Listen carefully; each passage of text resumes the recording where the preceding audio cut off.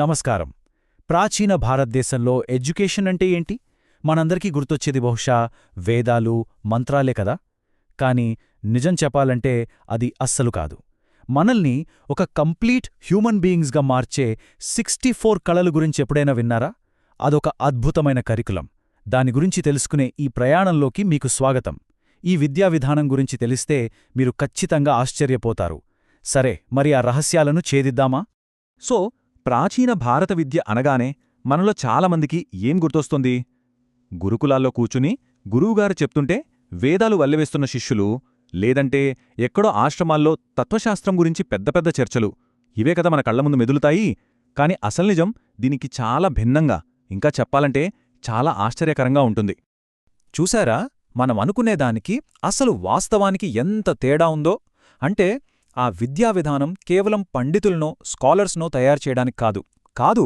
అసలు విషయం ఏంటంటే చేతులు, మనస్సు, హృదయం ఈ మూడింటికి ట్రైనింగ్ ఇచ్చి ఒక సమర్థుడైన, సంస్కారవంతమైన, ఇంకా చెప్పాలంటే కాన్ఫిడెంట్గా ఉండే మనిషిని తయారుచేసే ఒక కంప్లీట్ ఎడ్యుకేషన్ సిస్టమ్ అది. సరే, ఇప్పుడు మొదటి సెక్షన్లోకి వెళ్దాం. ఈ కామన్ ఒపీనియన్ని పక్కన పెట్టి వాళ్ళు లెర్నింగ్కి ఎంత ప్రాక్టికల్గా, ఎంత ఇంటిగ్రేటెడ్గా అప్రోచ్ అయ్యారో ఒకసారి చూద్దాం. ఇక ఈ మొత్తం విద్యా విధానానికి గుండెకాయ లాంటి 64 కళల దగ్గరికి వద్దాం. అసలు ఈ కళ అంటే ఏంటి? అంటే కేవలం పాటలు, డాన్సులు, పెయింటింగ్ లాంటివేనా? లేకపోతే దీనికింకా ఏదైనా లోతైన అర్థం ఉందా? చూద్దాం పదండి. చూడండి, కళ అనే పదాన్ని మనం సింపుల్గా ఆర్ట్ అని ట్రాన్స్లేట్ చేస్తాం. కానీ దాని అసలర్థం చాలా పెద్దది. సంస్కృతంలో కళ అంటే ఒక కల్టివేటెడ్ స్కిల్, అంటే ప్రాక్టీస్ చేసి సాధించిన ఒక నైపుణ్యం. అది సంగీతం లాంటి ఫైన్ ఆర్ట్ కావచ్చు, లేదా కార్పెంట్రీ లాంటి ప్రాక్టికల్ క్రాఫ్ట్ కావచ్చు. చివరికి నలుగురితో ఎలా మాట్లాడాలి అనే సోషల్ గ్రేస్ కూడా ఒక కళే అన్నమాట. మరి ఒక కల్చర్డ్, వెల్ రౌండెడ్ పర్సన్గా ఎదగాలంటే ఎన్ని కళను నేర్చుకోవాలి అనుకుంటున్నారు? ఒకటో రెండో కాదు, ఏకంగా 64. వావ్! ఆ నంబర్ వింటుంటేనే ఆశ్చర్యంగా ఉంది కదా. అంటే ఆ కరికులం ఎంత విస్తృతంగా, ఎంత డీటెయిల్డ్గా ఉండేదో మనం ఊహించుకోవచ్చు. ఈ కళలకు మన సంస్కృతిలో ఎంత ఇంపార్టెన్స్ ఉందో చెప్పడానికి శ్రీకృష్ణుడి ఉదాహరణ కన్నా బెస్ట్ ఏముంటుంది? మనందరికీ తెలుసు, ఒక్కో విద్య నేర్చుకోవడానికే సంవత్సరాలు పడుతుంది. కాని సాక్షాత్తు శ్రీకృష్ణుడు తన గురువైన సాందీపని మహర్షి దగ్గర ఈ 64 కళలను, ఇంకా 14 విద్యలను అక్షరాల కేవలం 64 రోజుల్లోనే నేర్చుకున్నాడట.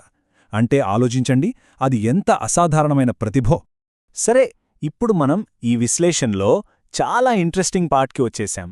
ఈ 64 కళలు అసలు ఏంటి, అవి ఎంత వైవిధ్యంగా ఉన్నాయో చూస్తే నిజంగా మనకు ఆశ్చర్యం కలుగుతుంది. మన లైఫ్లోని దాదాపు ప్రతి ఆస్పెక్ట్ని అవి ఎలా టచ్ చేస్తాయో ఇప్పుడు చూద్దాం. మొట్టమొదటి category performing arts and expression. వీటిని జస్ట్ హాబీస్గానో టైంపాస్గానో చూడలేదు. కాదు, ఇవి మన ఎమోషన్స్ని ప్యూరిఫై చేయడానికి, మన మెమరీని ట్రైన్ చేయడానికి, ఇంకా మన కల్చర్ని నెక్స్ట్ జనరేషన్కి పాస్ చేయడానికి చాలా అవసరమని నమ్మేవారు. కొన్ని ఎగ్జాంపుల్స్ చూద్దాం. గీత విద్య అంటే పాడటం, నృత్య విద్య అంటే డాన్సింగ్, నాట్య విద్య అంటే థియేటర్. ఇంకా ఇంట్రెస్టింగ్ ఏంటంటే ప్రహేళిక అంటే పొడుపు కథలు వెయ్యడం, వాటిని సాల్వ్ చేయడం కూడా ఒక కళ. అంటే ఏంటి? ఆర్ట్ అంటే కేవలం ఎంటర్టైన్మెంట్ కాదు, అది మన బ్రెయిన్కి ఒక ఎక్సర్సైజ్, మన సోల్కి ఒక ఫుడ్ అన్నమాట. ఇక తరువాతి కేటగిరీ చూడండి, క్రాఫ్ట్స్, మేకింగ్, ఇంకా ఇంజనీరింగ్. దీన్ని బట్టి మనకేం తెలుస్తోంది? వాళ్ళు ప్రాక్టికల్, హ్యాండ్స్ ఆన్ స్కిల్స్కి ఎంత వాల్యూ ఇచ్చారో కదా. కేవలం పుస్తక జ్ఞానం కాదు, చేతితో పనిచేసే నైపుణ్యం కూడా చాలా ముఖ్యమని వాళ్ళు భావించారు. ఇక్కడున్న కొన్ని స్కిల్స్ చూస్తే మనం షాక్ అవుతాం. తక్షణ అంటే కార్పెంట్రీ, ధాతువాదం అంటే మెటలర్జీ, వాస్తువిద్య అంటే ఆర్కిటెక్చర్ లేదా ఇంజనీరింగ్, చివరికి యంత్రమాతృక అంటే మెకానిక్స్. నమ్మకలరా, వేల ఏళ్ల క్రితమే మన ఎడ్యుకేషన్ సిస్టంలో ఇవన్నీ ఉన్నాయి. అండ్ ఇప్పుడు చూడబోయేది బహుశా మనల్ని అందరికంటే ఎక్కువగా ఆశ్చర్యపరుస్తుంది. అదే social arts and life skills.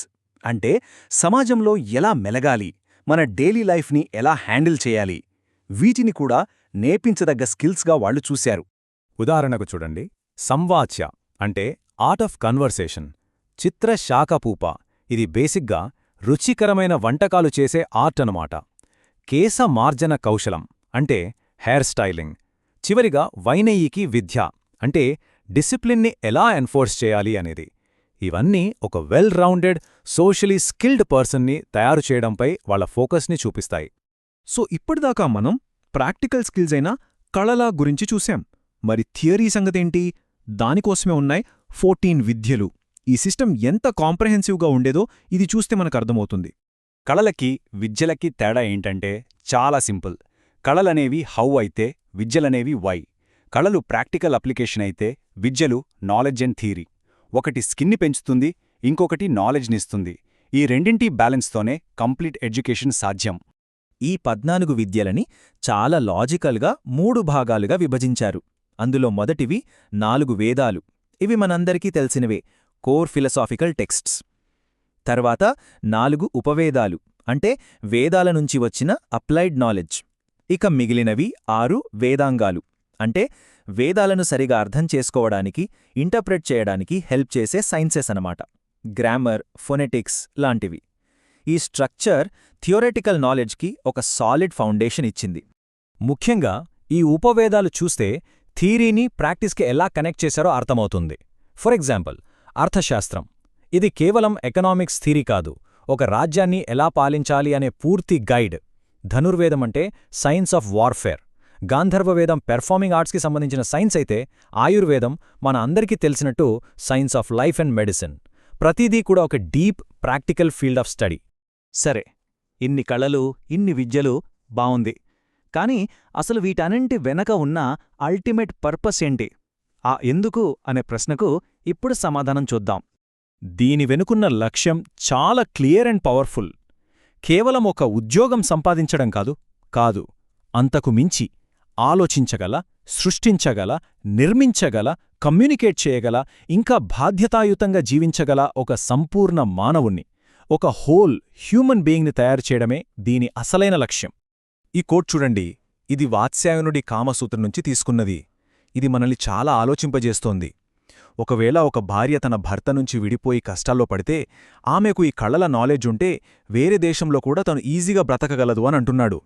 అంటే ఆలోచించండి, అప్పటి సమాజంలో మహిళా సాధికారతకు, వాళ్ల కాళ్ల మీద వాళ్లు నిలబడటానికి ఈ విద్య ఎంత హెల్ప్ అయ్యేదో.